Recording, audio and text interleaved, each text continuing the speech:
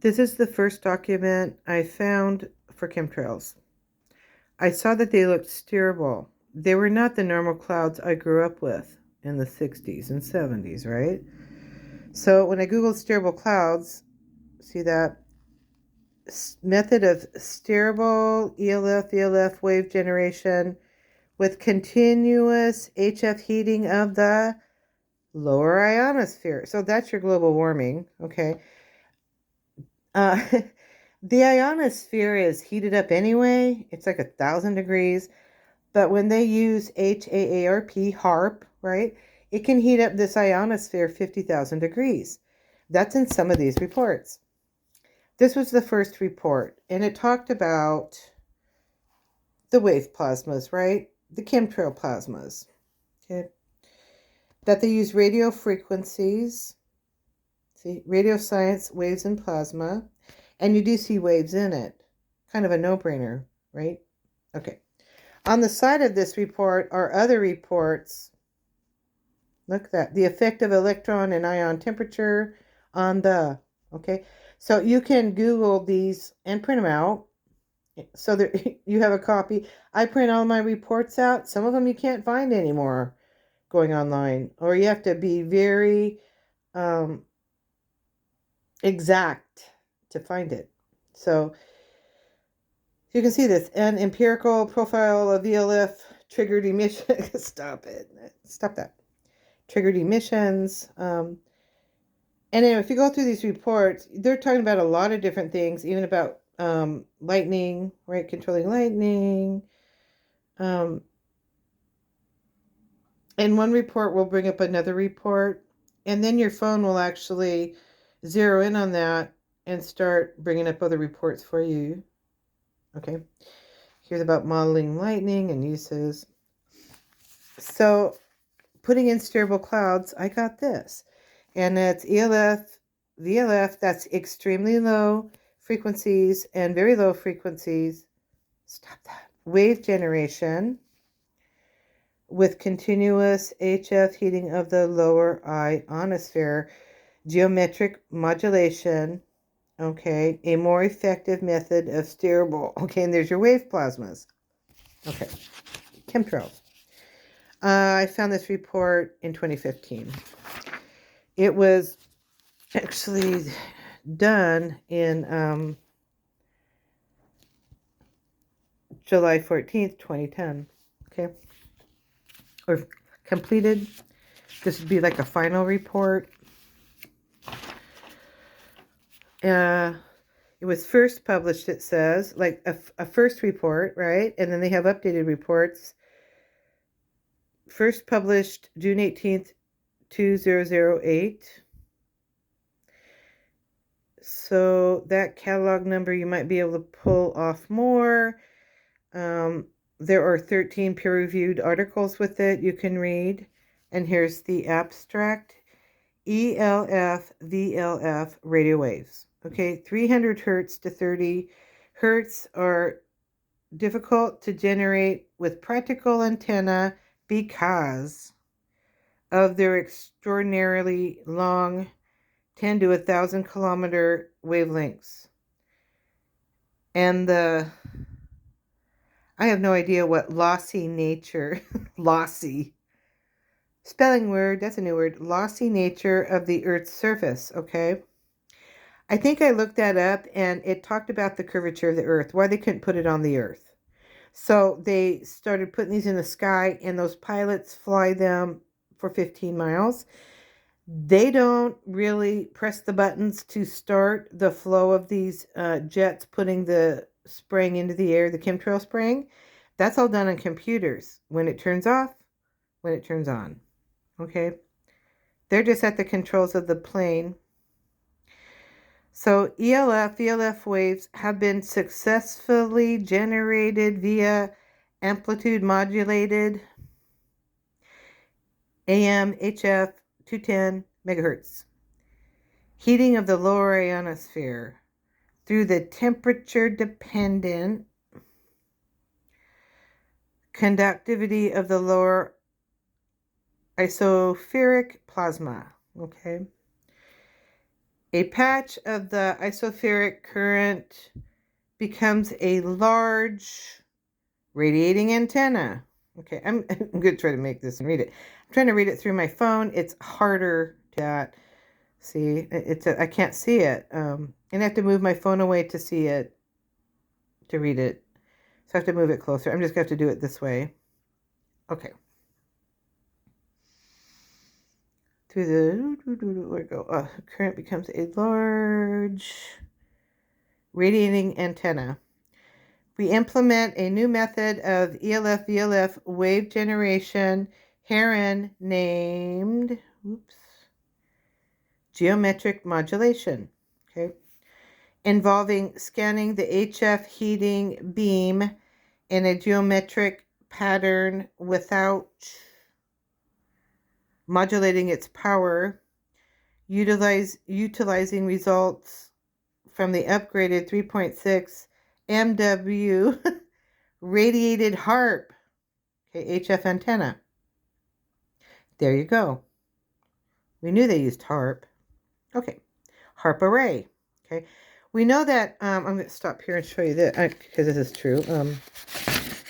Before HARP was just in Alaska, but this is HARP today, okay? It grids the planet. It's also on ships. I've seen them, the smaller mobile HARP systems. I've seen them in the harbor at Tacoma, Washington, one on a ship, right?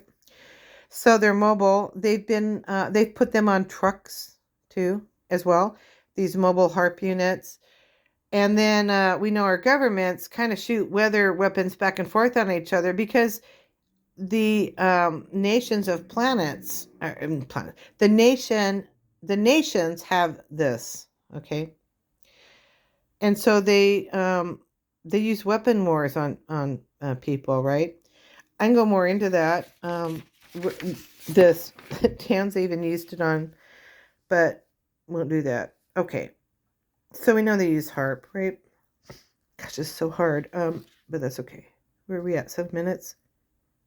Okay, so it allows directional launching of the. Let me go back here a second. Okay.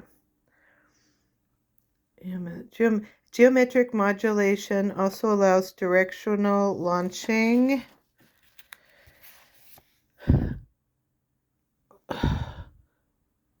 The generation of radio waves of extremely low frequencies, there's your ELF, and very low frequency VLF, okay?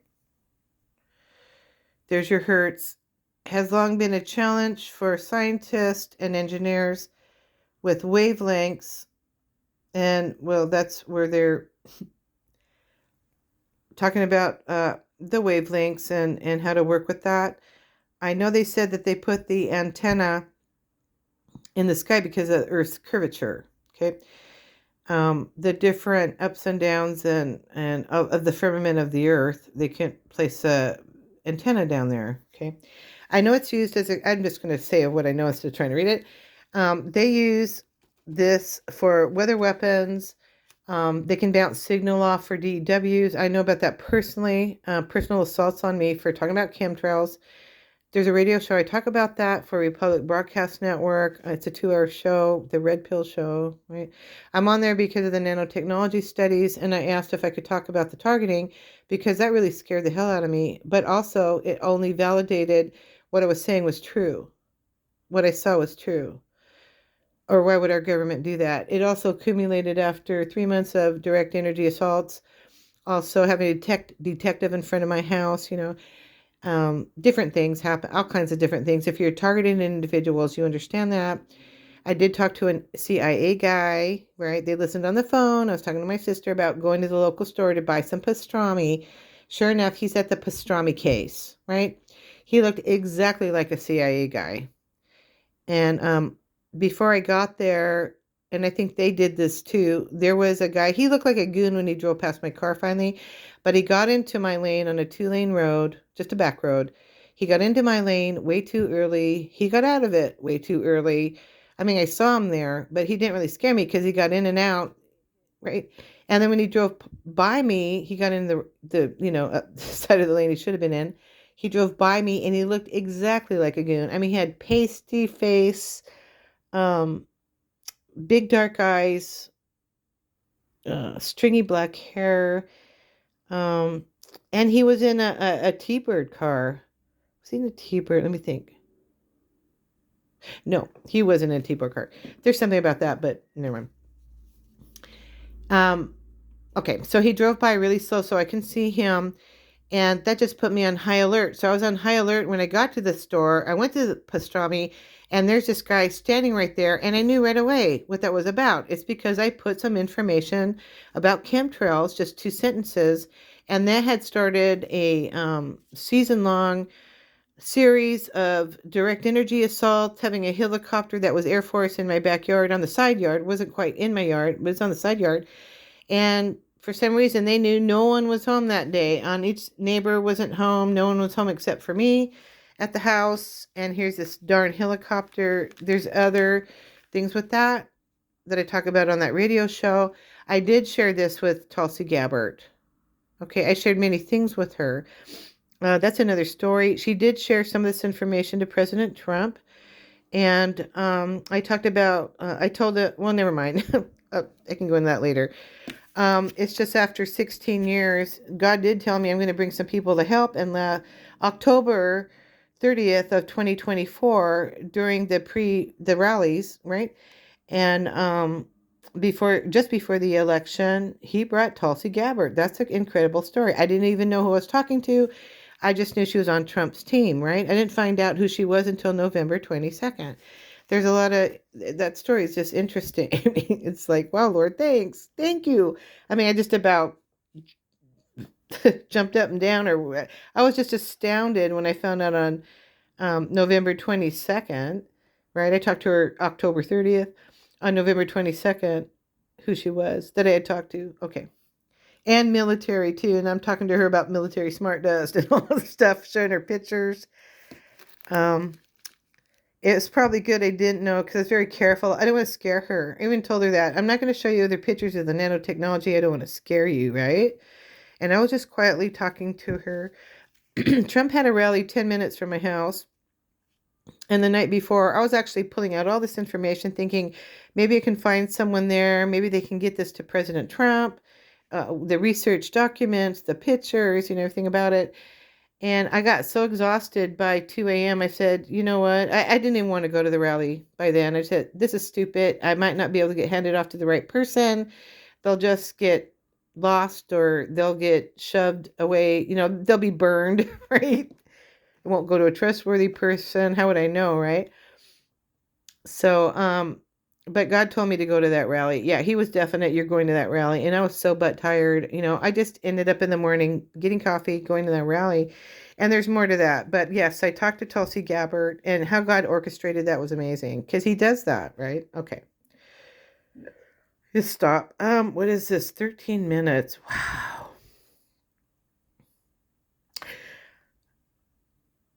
Okay, so I know that HAARP and these frequency plasmas, it says here that process at play in the ionosphere and magnetic sphere, they do mess with both. They also mess with the jet stream by moving it around. What they do is they can punch it so it goes higher, and then the rest of the frequencies fill in that space, right? It talks about how they can do that. And I know they can heat up that ionosphere 50,000 degrees with HAARP, right? When they run HAARP for communication to the submarines, they can burn sea life. They've burned herds of dolphins on one side. They look like they got sunburned, or whales, coming into it. These frequency hertz that they use, very low frequencies, Ross, right? They mess with the sonar of dolphins and other sea creatures that use sonar. Okay, so it messes with them. Here's some more talk about HAARP. Excuse me, I feel like my allergies are, no, I'm not going to grab the water. I'm probably going to finish this. But anyway, you can find documents if you want to study nanotechnology, you want to get a microscope, get low power, don't get high power, because you won't see it, okay? This stuff is small, yes, but you're not looking at 1 BNNM. That is 1 billionth of a nanoparticle. A nanoparticle is 1/1000th of a nanometer. You need an electron microscope. That's not what I'm looking at. Okay, the stuff I'm looking at is bundled nanotechnology sequenced. It's called military smart dust. I'll be sharing a lot of pictures of that. Okay, here's some more about HAARP and the see? Ionospheric heater. I feel like I'm just gonna have to cough. Okay. And the geophysical research letters in 2003. Okay. There's again heating is strongly affected by, this is hard. Frequency, beam direction, and power. Okay. So there's a powerful beam that heats up, and you can go into this and read more. This is impossible to read like this. I'm trying though. See, again, it's a power, a high frequency beam over a large area during the heating period at a rate faster than the electrons cool, right? Followed by HF off period to complete the AM cycle.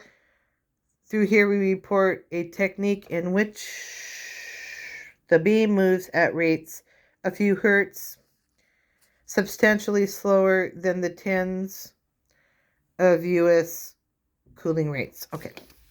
So there's a bunch of technical stuff, but you can Google all that. Okay. The stuff you can understand, you can understand. Again, I understood a lot of this report in 2015, but I had some understanding of chemtrails too. What they look like, what they were doing, the different chemtrail patterns they were knitting themselves together. I mean, when you see that and then you get a report, it just puts two and two together. Okay. If I just move the phone along, maybe you can read that. Let's see. See, when I pulled it too small like that, then I can't read it even with my readers on. I know it works with NexRad radar and moves chemtrails, right? I was following Dane Wiggin and Dutch Sense. Some of you might know him. Yeah, he found out seeing on like NexRad radar the frequencies being used with HAARP, and that you could see, like, he called them scalar squares and circles, but the circles never completed all the way around. But the bigger the circle, the more area could have and experience severe storms and tornadoes. And so I was watching the Joplin tornado, the big tornado outbreak that destroyed the town of Joplin. I was watching an F5 on the interactive weather map that showed these even up to 2 days before. And I called my friend because what we saw was a lot of scalar squares and these circles, and like Joplin was right dead in center in the middle. And well, his name's Michael Janich, but he went by Dutch Sense back then. Okay, Michael Janich could predict and say that he would predict it 2 days before, like this area might get severe weather, even tornadoes, and probably a F5, because he saw the pattern over years. He saw this happening. The frequencies that they used were coming up on the interactive weather map, and you could see it, right? Okay. I saw NexRad radar, these things, and that's somewhere on my Facebook albums. These NexRad radar stations, they're little stations that were all over in Washington State, even somewhere on schools, they were in neighborhoods. But over these, I saw them make weather. Okay. I think there was an area on the map I saw this, and I looked closer, these little green blobs of weather, and then they got bigger and bigger and came together. So this means they were using these little NexRad radar stations that they said were to help us understand the weather, right? And they talked about that, like the news would say, well, this, we're going to have weather over here, and let's go to our weather station, or little, and they were talking about these things because they would show them the weather. They were making the weather because they were being beamed on. Okay. I'll go into it. It's 2 plus 2, right? It's a no-brainer. When they generally do things on a worldwide scale or a national scale, it is not some highly technical thing. Like even the nanotechnology and the chemtrails. They said in reports they could make a ton of it cheaply. Tons of it cheaply. Okay? Why did they make tons of it cheaply? Because they're using it during the weather. I mean, what are the chances on the very interesting pictures I have of my studies were where I was? I took samples where I was. If I wasn't at a hotel, I was home. I got storm cloud pictures. I have weather pictures of Storm Helene that went through and just crushed Asheville. Excuse me. President Trump talked about that, about the 25-foot, flooding that just slammed and destroyed even that camp that the girls were at. Asheville happened another time. That camp that happened like that. I looked at the floodgates and when they were opened, and it was in the afternoon at 3, and it was up the river that flowed into that river that camp was on. It was opening up those. It pisses me off. Sorry, I just don't want to start talking too fast. It was opening up those floodgates. Why the storm surge? They said right from the came up. They're saying it was the storm. No, it was the rainwater. It'd been raining already for a few days, and then they brought in the storm to fill up the dams, and then they opened the gates. And I saw it. It was up the river. I checked. It was like up the river that led to another river and came down that river and flooded that camp, and we lost all those girls.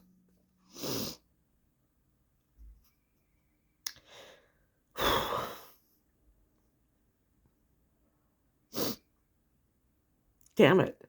I cry because I'm mad. But I know what to use when I'm mad about what happened. That shouldn't have happened. That's evil that happened. It's wicked that happened. But I know too, my place in the kingdom is to inform people, to expose this, and pray over it. We pray over the weather systems. I mean, the stuff I'm hearing now that they want to do, that God has called out, that they put pharmaceuticals in these clouds, right? He said that they're lower in the sky. They have vapors and mist from them. He says they bring sorcery, which is Greek, pharmaceuticals. Okay? That's what sorcery is. It's witchcraft. He says it brings magic. That's lies. That means lies. Think of a magician who's trying to show you a magic trick. Okay? There's these chemtrails are surrounded by a lot of lies and not the truth. And so we have to find out what the lies are by knowing what the truth is. Who made it? Right? Let me slam it. Man. So I'm not going to go into any more of the document. It's extensive, right? But I'm trying to show you, again, this document is invaluable to me because it told me exactly what I saw and what I knew about HAARP and weather modification. I already seen, what happened, again, with Joplin. And I saw that was Michael Janisch that told us it happened like that, right? And so if you read this report, Google it, print it out, because I think a lot of these documents are going to be gone. But it even lists companies that helped with this. Okay. Anyway, weather heating of the ionosphere, it's man-made. This is another document. I'm already 24 minutes, so I don't even know if I'll keep this, but I'm trying, right? This is another document. I had already been studying nanotechnology. I've already seen it under the microscope. I already found documents, a lot about it, but I was looking for that one motherlode document that just slam dunked our government, right? And I printed it out. So that's it. It's genetically engineered proteins for functional nano-inorganics. That is what's coming out of the chemtrail clouds. That's what they're spraying. And in those chemtrail clouds, okay? This report was from the University of Washington. My gooseneck lamp just fell on me and put it on my Bible.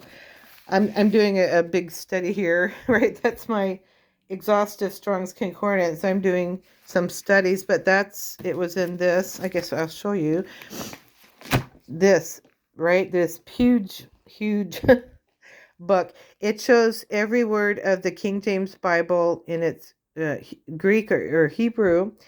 And this is where God really discusses even more. It's like cryptic, hidden in there.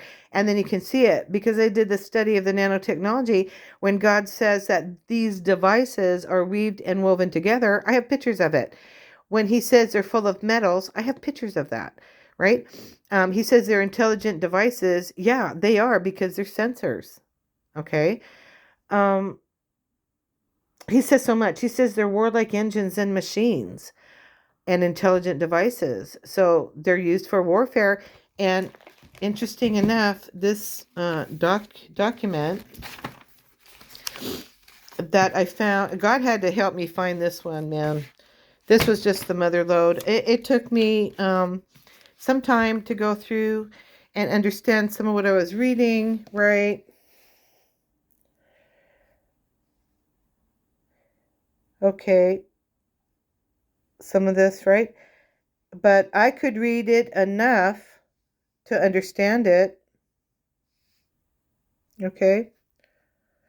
On page 13, it states that this is for clandestine urban warfare.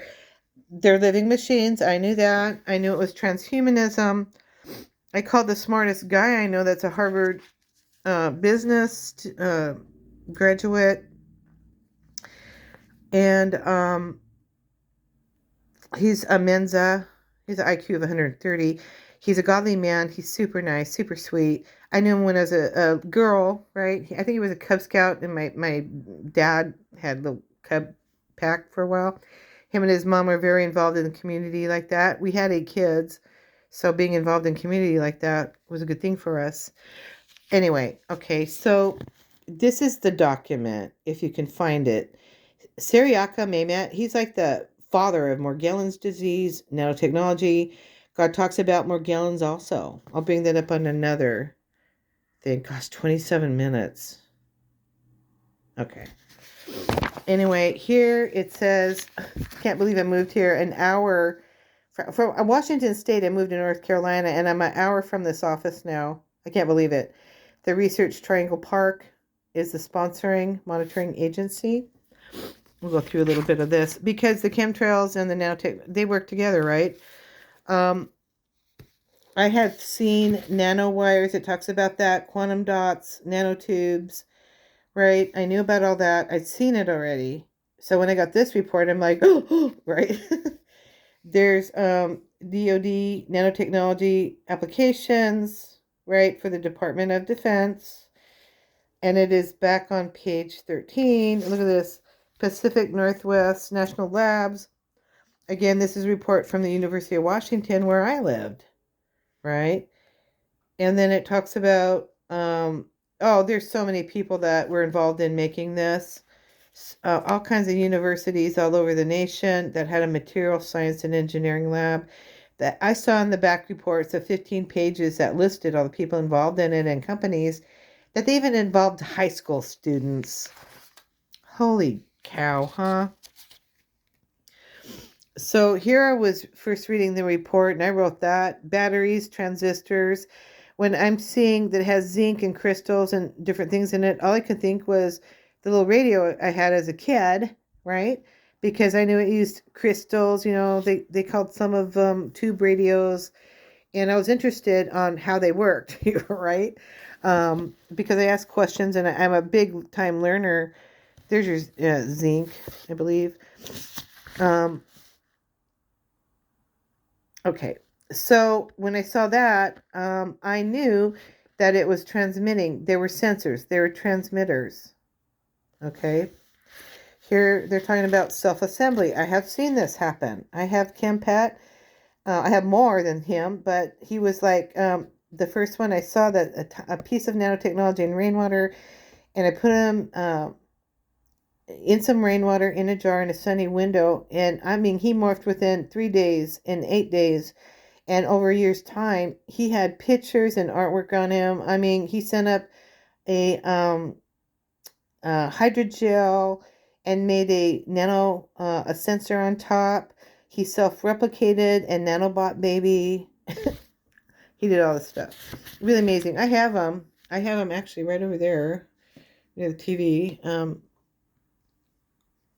He is sitting. You can't really see him. He's in that bigger little jar there. Okay. And that he was obtained in, I got him from a rainwater collection. I saw him right on top of the water. It looked like, if I show you the picture, you'll see it looks like a device, but it was clear.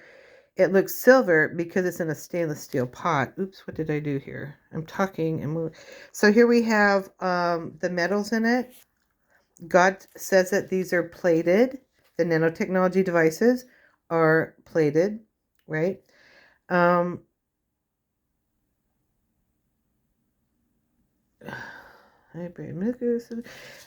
other pages of this report, it said they used E. coli and vectored it with lamb. The big 100-page patent report says that they used the DNA of plants, insects, sea life, mammalian. I know they used bacteria, right? It's kind of a horrifying report to read. These are saying microwaves arrays. I've seen those. See, I'm writing that. Functional electric units, because I've seen them. The pictures I have from the microscope from over the, you can see their devices. You can see all that. Plus, I know the ones that are full of the graphene nanoribbon, which is very colorful. It's colorful because of the metals in it, right? They don't grow, they sequence, but those are all the fibers that they're finding in people's with Morgellons. That's graphene nanoribbons. Those hold charges 10 times their size. They're electrical conduits. They're used for a scaffold. Okay, I think I found scaffold in this report and different things of construction lingo, and I worked in construction. I know what that is, right? There we have the first thing about E. coli, and it's like on 5 pages. There it is again. How they vectoring it, right? E. coli gets us sick. If you remember years ago, and I remember this, you got to put 2 and 2 together. So like there'd be an outbreak of E. coli in lettuce. Okay. If they're dropping this from the sky, and they're vectoring the nanotechnology materials in it, like with E. coli, if the mix is bad or they don't, you know what I mean? They're supposed to use dead viruses when they do this. So, but they had lettuce. They had several types of crops that started to show E. coli. Okay. Here they made peptide libraries of it. So I put GEPIs, right? Genetically engineered proteins for functional nanoinorganics, right? They're functional devices. They're organic and they're inorganic. That's what that's saying. These peptide libraries, when you think about it, think of a library with books. This is plural, libraries. It has hundreds of looks for that. They made hundreds of this stuff, many looks. Probably very easy to make. There's your information about biosensors, gold binding. I've seen a lot of biological gold in it. I have pictures of that. They put it in toilet paper, right? Nanotechnology gold. There when they say that it's made with mammalian, there you have a lamb vector on E. coli. And there's me first reading it, and I'm like, huh? E. coli? Okay. There's your streptovidin bacteria they used. Streptovidin bacteria is extraordinarily hard to kill. It's a resistant, tough bacteria, and probably why they're using it. So they're using it here. See, streptovidin, alkaline, phosphates for fusion onto gold. Why they used it. They used bacteria to fuse it onto gold particles. Okay. I won't go through the whole report, but here's page 13. So when I saw this, kind of freaked me out. Okay, this is on page defense. I'm looking for. I'm sorry, get distracted. This is Department of Defense, but this still isn't where it says for clandestine urban warfare. Okay, this is the progress report is talking about this. Okay. So what inspired them was nature and nature's DNA. So they took nature's molecular tools. This is how they made it. They didn't create it like that. They used ancient DNA. They used DNA, not ancient DNA. They used the DNA. They used God's creation DNA, okay, to make it. So it's ancient. But it goes back, nanotechnology goes back to 600 BC and 11th and 14th century Damascus. For use in artisans used it to recolor glass from green to gold by using nanoparticles. Okay, this is telling a bunch of people involved in it. So is even talking about nanomask, like masking it in the body. Anyway, I'm going to go to page 13 and show you clandestine urban warfare. So there's another, this is from 1 to 13, talks about the report extensively, how they made it, created it, who was involved in it to some degree. And then the next 15 pages is actually line by line all the research reports. Like I know they used mollusk shell hinge to make that quantum hexagon that looks like a gold hexagon. You can actually open that up and it looks like there is abalone shell inside, a piece of nanotechnology. That's really a common piece that's in the air. You can see it on your dash. People see it on their skin. I saw it morph out of my skin and turned from gold to red. The pictures show that. Let's go here and then I'm going to stop because it's 37 minutes. I don't even know if I'll use it. Okay, potential impact of the proposed research on DoD interest. Hear this right here. Context of clandestine. It's going to say urban warfare. Oops. Context of clandestine urban warfare. Okay. And then they're talking, it's that was pretty serious to read that. Freaked me out. There's more about the wavelengths, temperatures. That's going back. Remember, this is the nanotechnology report, and it's talking about wavelengths and temperatures and all that. That's going back to the chemtrails. Okay. Boy, I'm tired. I'm going to stop. I don't know if I can use this one, but I'm really trying. I'm trying. Get the information out. Pray over it.